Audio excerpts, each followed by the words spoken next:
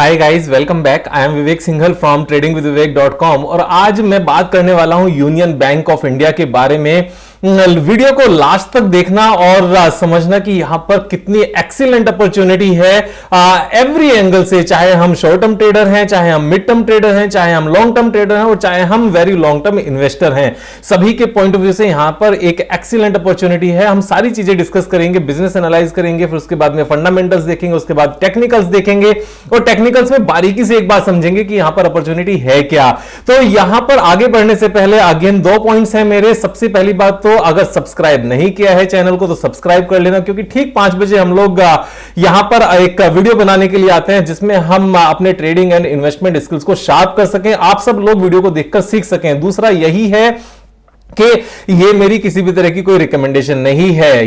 यहां पर मेरा पर्पस आपको सिर्फ सिखाना है कि किस तरीके से हम बारीकी से नजर रखकर चीजों को समझ सकते हैं, नॉइज से बच सकते हैं, जितनी भी अफवाहें होती हैं उनसे बच सकते हैं। और जब फंडामेंटल्स इंप्रूव होते हुए नजर आए ना, किस तरीके से हम उनके ऊपर ट्रेडिंग बैट लगा सकते हैं और इन्वेस्ट कर सकते हैं और अपने फाइनेंशियल स्ट्रक्चर को स्ट्रॉन्ग, सुपर स्ट्रॉन्ग एंड वाव बना सकते हैं। तो यहां पर गरीबी से अमीरी तक का जो सफर है ना, वो इस स्टॉक मार्केट को समझने के अंदर है। आप एक चीज समझ के चलना है, स्टॉक मार्केट एक पैसा छापने वाली मशीन है, सिर्फ हमें इस मशीन को चलाते कैसे हैं ये पता होना चाहिए।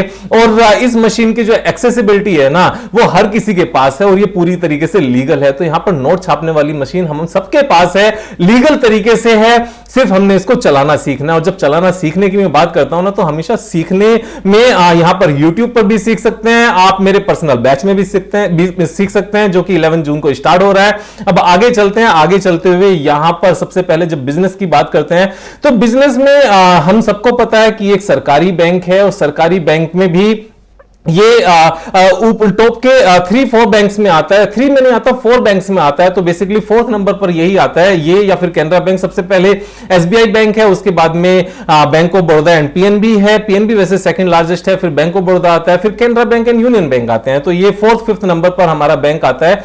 और इसको हम यहां पर एक बार पीयर ग्रुप में यहां पर चेक भी कर सकते हैं कि अगर सेल्स के हिसाब से देखा जाए तो ये कौन से नंबर पर है। तो देखो ये 5th नंबर पर आता है अगर ईयरली सेल्स के से देखा जाए।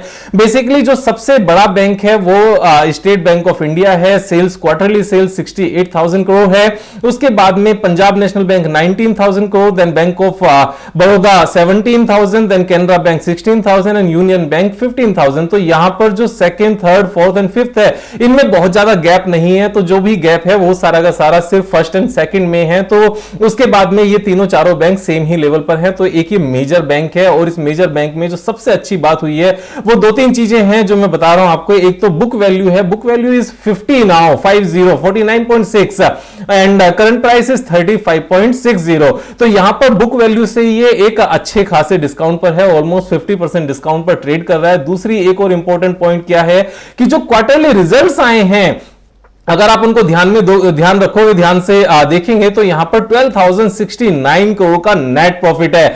अमेजिंग नेट प्रॉफिट है। मतलब इतना नेट प्रॉफिट पहले ना कभी सोचा था और ना कभी देखा था कि यहां पर यूनियन बैंक इतना बड़ा प्रॉफिट लेकर आएगा। 13,000 मींस 1269 करोड़ का नेट प्रॉफिट। It's amazing. उससे पहले 719 करोड़ का नेट प्रॉफिट था, उससे पहले 534 था, उससे पहले 341 था। तो लगातार 4 क्वार्टर में यहां पर नेट प्रॉफिट आया and every time net profit has increased by means huge percentage.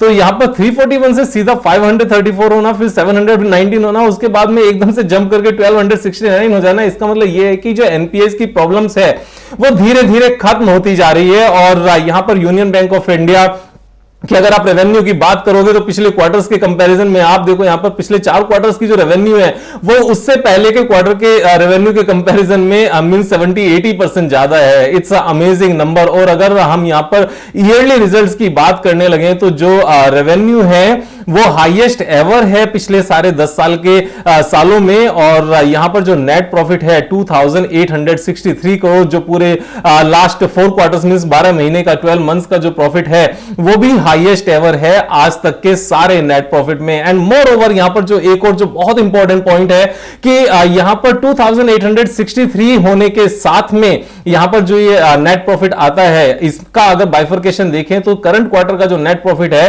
वो 1269 49 करोड़ है। आने वाले टाइम में एवरी क्वार्टर का इतना नेट प्रॉफिट आना शुरू हो जाए तो यहां पर 1 ईयर का जो नेट प्रॉफिट बैठता है वो 5000 करोड़ बैठता है, और 5000 करोड़ का नेट प्रॉफिट का मतलब है कि इससे पहले जो भी हाईएस्ट एवर नेट प्रॉफिट था उसके डबल से भी ज्यादा का यहां पर नेट प्रॉफिट आना। और तो performance wise it is great now, तो यहां पर मींस अमेजिंग परफॉर्मेंस है हर एंगल से। और अगर हम 2500 करोड़ का नेट प्रॉफिट होता है तो करंट प्राइस के हिसाब से, करंट मार्केट कैपिटलाइजेशन के हिसाब से ये सिर्फ और सिर्फ 5 के पीई पर आता है। 5 के पीई पर highest ever net profit post करने वाली कंपनी कभी भी 5 के पीई पर रहती नहीं है, वो कब 10 के पीई पर पहुंच जाती है और कब उसके नेट प्रॉफिट और ज्यादा होते चले जाते हैं पता भी नहीं चलता। और यहां पर अगर हम यहां पर एक बार बिजनेस को अगर अलग से देखा जाए तो पर कैपिटा इनकम जैसे जैसे इंक्रीज होती जाएगी वैसे वैसे इनके बिजनेस ग्रो करते जाएंगे, उसमें कोई डाउट ही नहीं है। तो business is great in India at this point of time, जब हम इंडियंस की जो पर कैपिटा इनकम है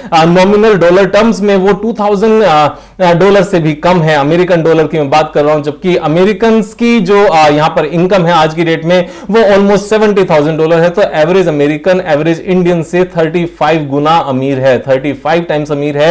ये गैप हमेशा के लिए गैप नहीं रहेगा, ऑफ कोर्स ये गैप धीरे धीरे धीरे धीरे खत्म होता जाएगा, नैरो होता जाएगा। लेकिन इसके चलते हमें एक चीज जो समझ में आती है वो ये आती है कि यहां जो अपॉर्चुनिटी है ना वो बहुत स्ट्रांग है। मींस इस तरह के सारी कंपनीज में जिनका आगे फ्यूचर प्रोस्पेक्ट कितना अच्छा है। अब यहां पर बात करते हैं एक बार टेक्निकल टर्म्स में। तो यहां पर अगर हम सबसे पहले एकदम शॉर्ट टर्म की बात करने लगे तो एकदम शॉर्ट टर्म में बड़ा सिंपल सा कॉन्सेप्ट है कि जो रीसेंट हाई था, अगर रीसेंट हाई तक यहां से जाता है तो वो हमारा करंट प्राइस से लेकर यहां तक का जो गैप है दैट इज 27%। तो 27% का यहां पर सीधा सीधा गैप नजर आता है। Means this is the potential gain in short term, बिल्कुल शॉर्ट टर्म की हम जब बात करते हैं 2-3 महीने की मैक्सिमम बात करते हैं। उसके बाद में जो सेकंड हमारा यहां पर टारगेट आता है वो आता है जो इसकी बुक वैल्यू है। बुक वैल्यू के हिसाब से अगर हम यहां पर बात करने लगे तो 49.6 की बुक वैल्यू है। करंट प्राइस से बुक वैल्यू तक अगर हम जाने लगे 49.6 के लेवल तक अगर पहुंच जाए तो यहां पर हमारा ऑलमोस्ट 40% का यहां पर पोटेंशियल टारगेट नजर आता है। एक और यहां पर इंपॉर्टेंट पॉइंट है कि यहां पर जो ये एक्चुअल में कप विद हैंडल पैटर्न बना था, अगर उस कप विद हैंडल पैटर्न का एक बार यहां से टारगेट ले लें जो यहां से चल रहा है ऊपर ब्रेकआउट देने के बाद में, तो उसका भी जो टारगेट नजर आता है वो ऑलमोस्ट सेम ही आता है जो इसकी बुक वैल्यू है। तो यानी कि यहां से बुक वैल्यू और इसके बीच में 4750 के आसपास तो यहां से बहुत जल्दी नजर आने वाला है। लेकिन प्री पैंडेमिक लेवल की अगर हम बात करें जो इसका शेयर प्राइस था, प्री पैंडेमिक लेवल में इसका शेयर प्राइस था 65 का, जो यहां से ऑलमोस्ट डबल है। और क्योंकि हाईएस्ट एवर नेट प्रॉफिट है क्वार्टर बेसिस पर भी एंड ईयरली बेसिस पर भी, तो यहां तक नहीं जाएगा क्या, यहां तक छोड़ो, ये यहां तक जाएगा। मैं आपको दिखाने वाला हूं कहां तक जाएगा। जो इसका हाईएस्ट एवर लेवल था एक बार वो देखते हैं। इसको अगर वीकली चार्ट पर देखें तो हमें पता चलेगा कि इसका हाईएस्ट एवर लेवल क्या है। हाईएस्ट एवर लेवल इसका 400 से भी ज्यादा है। अगर आप ध्यान से देखोगे, मैं इसको थोड़ा सा स्क्वीज कर देता हूं जिससे ठीक से समझ में आ जाए। तो हाईएस्ट एवर पॉइंट इसका था 424। Currently it is quoting at just 35, means 35.65 पर ये आज की डेट में ट्रेड कर रहा है। यहां से लेकर अगर इसको हाईएस्ट एवर तक देखें so this is 11 times 1099%, 11 times profit है। मींस शेयर प्राइस यहां से 12 टाइम्स हो सकता है अगर largest ever highest ever price पर पहुंच जाए। जब company highest ever net profit देना शुरू कर दे एंड फ्यूचर प्रोस्पेक्ट अच्छा हो जाए तो वो हाईएस्ट एवर लेवल तक पहुंच जाती हैं चीजें। ऐसा नहीं है कि नहीं पहुंचती, और उसको पहुंचाने के पीछे काफी लोगों का हाथ होता है। उसमें ऑपरेटर भी होते हैं, लॉन्ग टर्म इन्वेस्टर भी होते हैं, और हर कोई चाहता है कि जिनकी इस कंपनी में होल्डिंग है वो उस होल्डिंग की वैल्यूएशन यहां पर बढ़े, जिससे वो भी आगे अपनी वेल्थ को बढ़ा सकें। और अगर आप देखोगे ना यहां पर ये वॉल्यूम का जो इंक्रीमेंट है, जो करंट में यहां पर बड़ी बड़ी स्पाइक्स हैं वॉल्यूम की, ये वॉल्यूम ऐसे ही क्रिएट नहीं होता। Somebody is buying by keeping the share price at a lower level. तो ये ऐसे हवा में बातें नहीं होती, यहां से सीधा सीधा ये मेरे हिसाब से अगर इसको कुछ साल दे दिए जाएं और इसी तरीके से नेट प्रॉफिट ग्रो होता रहे, जो मेरी एक्सपेक्टेशन नहीं, मेरी ऑब्जर्वेशन है, मेरे एक्सपीरियंस के हिसाब से लगातार ग्रो होता भी रहेगा। क्योंकि जब यहां पर था अगर आप शेयर प्राइस की बात करो, जब ये शेयर प्राइस 14 रुपीज था 2002 में, उसके बाद में इसने 400 का भी लेवल बनाया था। और अगर 14 से लेकर 4000 मींस 424 तक का लेवल तक का अगर सफर देखें ना इसका, तो आप ये देखो 27 टाइम्स हुआ था। कितने टाइम में? जस्ट 8 इयर्स में। 8 इयर्स में 27 टाइम्स हुआ था सिंगल स्टॉक में। तो चीजें ऐसी बात नहीं है कि चलती नहीं है, हर चीज का एक टाइम आता है। इसको अगर आज की डेट में देखा जाए ये किस लेवल पर ट्रेड कर रहा है, तो ये इस लेवल पर ट्रेड कर रहा है यहां पर। और ये कौन से ईयर की बात कर रहे हैं हम? 2003 की, यानी कि हाईएस्ट एवर नेट प्रॉफिट पर कोई चीज चल रही है। पर कैपिटा इनकम मैनीफोल्ड हो चुकी है तब से लेकर अब तक लगातार, और अपॉर्चुनिटीज बहुत ज्यादा ग्रो हो चुकी हैं। सर्विस सेक्टर, इंडस्ट्रियल, डिफेंस, हर चीज में, एग्रीकल्चर में भी, हर जगह यहां पर बहुत सारी तरक्की हो चुकी है। उसके बाद जब शेयर प्राइस यहां पर ट्रेड कर रहा है ना 18 इयर्स बैक वाले प्राइस पर, 18 साल पुराने प्राइस पर, ऑलमोस्ट लोएस्ट लेवल है अगर हम यहां से यहां तक की दूरी देखें, और यहीं से वापस यहां तक जाने का इसका स्कोप है। ये एक अमेजिंग अपॉर्चुनिटी है। इस शेयर के बारे में मुझे बहुत ज्यादा बोलने की जरूरत नहीं है, सारे फैक्ट सामने हैं। आप अपने हिसाब से डिसीजन लेंगे, मेरे कहने से डिसीजन नहीं लेंगे। मैं इसमें ऑलरेडी बायर हूं, ऑलरेडी बायर था, और सेंट्रल बैंक में भी, पीएनबी में भी। लेकिन जब यूनियन बैंक के जब रिजल्ट्स आए हैं ना हाईएस्ट एवर, तो हाईएस्ट एवर चीजें हमेशा फैसिनेट करती हैं। और फैसिनेट भी मींस एक लॉजिकल सेंस में, एक साइंटिफिक मेथड के हिसाब से। देखो, स्टॉक मार्केट में पैसा बनाना बहुत ज्यादा मुश्किल काम नहीं है। मुश्किल काम क्या है कि लोगों की बातों को सुनना बंद करके जो चीज समझ में आए उसके बेस पर डिसीजन लेके जितना टाइम लगना चाहिए उतने टाइम तक उस पर्टिकुलर स्टॉक को होल्ड करके रखना चाहिए। तो यहां पर शॉर्ट टर्म ट्रेडिंग भी की जा सकती है, यहां पर मिड टर्म ट्रेडिंग भी की जा सकती है, यहां पर लॉन्ग टर्म होल्डिंग भी रखी जा सकती है। तीनों, इसीलिए मैं हमेशा कहता हूं कि 2 अकाउंट कम से कम होने चाहिए। एक लॉन्ग टर्म होल्डिंग के लिए होना चाहिए, एक शॉर्ट टर्म ट्रेडिंग के लिए होना चाहिए। शॉर्ट टर्म ट्रेडिंग में क्या करना है, जैसे ही कोई भी सेटअप बने लगातार ट्रेड करते जाओ, लगातार ट्रेड करते जाओ। और लॉन्ग टर्म होल्डिंग में क्या होना चाहिए, एक बार लिया उसको रखो लंबे टाइम तक। उसका बेनिफिट क्या होता है? उसका बेनिफिट ये होता है जब यहां से लेकर जब ये 11 टाइम्स होने तक की जो दूरी है ना, इस बीच में कम से कम 20, 25, 50 बार technical traditional chart patterns develop होंगे, उसके बेस पर लगातार ट्रेड भी करते रहो। तो जब वो नीचे आए ना, ऊपर जाने के बाद में, तो हमें ये ना लगे कि यार ये ऊपर बेच दिया होता तो अच्छा होता, अब नीचे आ गया, नीचे आ गया फिर से ले लो, ट्रेडिंग पॉइंट ऑफ व्यू से ले लो, लंबे टाइम के लिए इसको रोक के रखो। दोनों चीजों को सेपरेट रखना चाहिए। सेम अकाउंट में दोनों चीजें करना थोड़ा सा मुश्किल होता है, क्योंकि वहां पर जो डीमेट अकाउंट में जो हमारे प्राइसेस हैं वो एवरेज हो जाते हैं, और एवरेज के केस में जब बेचते हैं तो हमें ऐसा लगता है कि हमारी एवरेजिंग ऊपर की है, हम नीचे बेच रहे हैं, थोड़ा सा नुकसान हो रहा है। जबकि दोनों चीजों को अगर सेपरेट रखा जाए, लॉन्ग टर्म को अलग रखा जाए, शॉर्ट टर्म को अलग रखा जाए, तो शॉर्ट टर्म में आप जितना मर्जी प्ले कर सकते हो ट्रेडिशनल चार्ट पैटर्न के बेस पर। अगर हम अभी भी ट्रेडिशनल चार्ट पैटर्न की यहां पर बात करने लगे,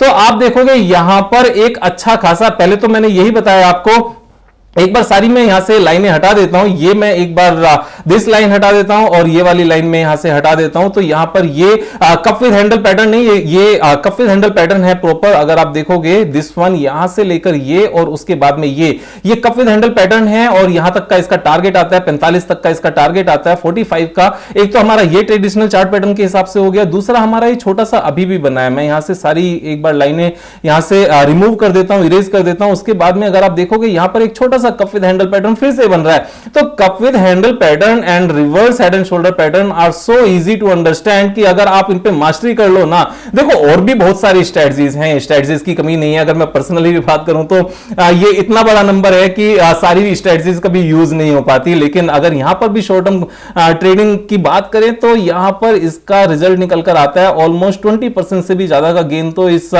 very short term traditional chart pattern के बेस पर नजर आता है। ये हमारा निकल कर आता है 26%। तो यहां पर 26% ये है, मिड टर्म भी है, और उसके बाद में प्री पैंडेमिक लेवल भी है, लार्जेस्ट एवर प्राइस भी है। अमेजिंग अपॉर्चुनिटी है, आप अपने हिसाब से खरीदारी कर सकते हो। सब्सक्राइब नहीं किया तो सब्सक्राइब कर लेना, दोस्तों को भी रिच बनाना है तो उनके साथ शेयर कर लेना। Thank you so much, have a nice day.